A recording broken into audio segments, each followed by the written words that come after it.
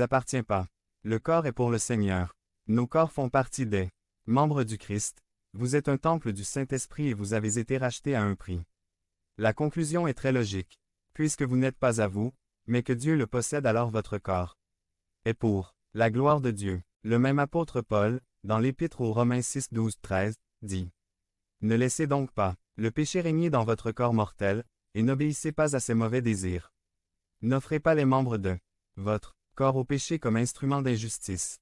Au contraire, offrez-vous plutôt à Dieu comme ceux qui sont revenus de la mort à la vie, en présentant les membres de votre corps comme des instruments de justice. Point. Utiliser votre corps pour la gloire de Dieu implique que, de manière décisive, vous allez utiliser votre corps pour obéir à Dieu. Vous allez utiliser votre corps comme instrument de justice. Vous allez renoncer à toute pratique, habitude ou action qui plaît à la nature pécheresse, et vous allez intentionnellement chercher à pratiquer, accomplir ou faire tout ce qui plaît à Dieu. Le corps n'est pas destiné à ce que nous suivions nos propres désirs, ni à ce que nous l'utilisions à des fins mauvaises. Notre corps est pour la gloire de Dieu. Cela implique de refuser d'utiliser vos yeux pour regarder ce qui contamine votre âme. Cela signifie utiliser vos oreilles pour écouter, avec sincérité de cœur, la parole de Dieu et fermer vos oreilles aux autres voix mensongères qui veulent vous éloigner du chemin de Dieu. Cela implique d'utiliser votre bouche pour prononcer des paroles d'édification et de grâce à vos auditeurs. Cela signifie utiliser ses mains pour servir les autres. Cela implique de refuser d'utiliser ses pieds pour aller dans des endroits où le nom du Seigneur est ouvertement déshonoré.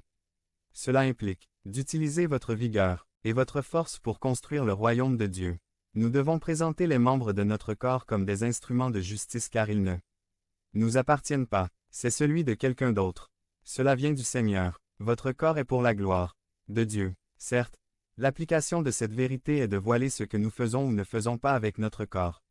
Mais aussi un autre sens dans lequel nous devons appliquer la vérité selon laquelle notre corps appartient au Seigneur, est de prendre soin du corps lui-même, puisqu'il n'est pas le nôtre et nous devons rendre de bonnes comptes au propriétaire. En ce sens, nous devons intentionnellement assurer le bien-être de notre corps. Parfois, dans les cercles chrétiens, on a tendance à penser que la seule chose qui compte est le spirituel.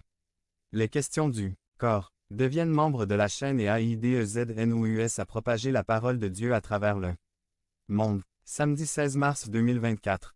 Si vous croyez en la puissance de Dieu, commentaire 11. Ils sont relégués au second plan et parfois ils ne sont même pas pris en compte. Mais comme nous le voyons aujourd'hui, il ne s'agit pas d'idolâtrer le corps, ni de le négliger. Il est important d'en prendre soin car ce n'est pas le nôtre et c'est pour la gloire de Dieu. C'est pourquoi nous devons manger correctement et de manière